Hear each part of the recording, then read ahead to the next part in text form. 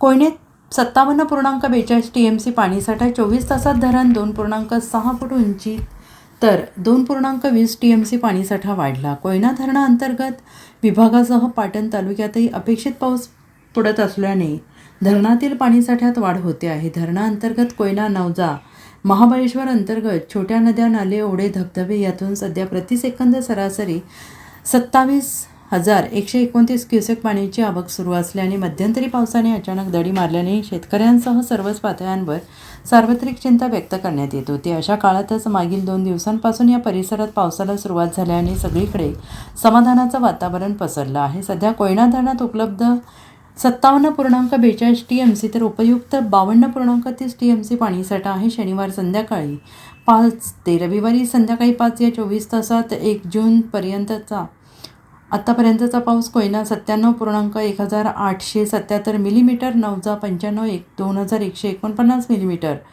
Mahabaleshwar 94,2577 millimetre पावसाची नोंद झालेली आहे. 105.25 TMC पाणी साठवण क्षमता असलेले हे धरण पूर्ण क्षमतेनं भरण्यासाठी अजून 47.83 TMC पाण्याची गरज आहे. Bureau report, SBN Marathi, Sangli.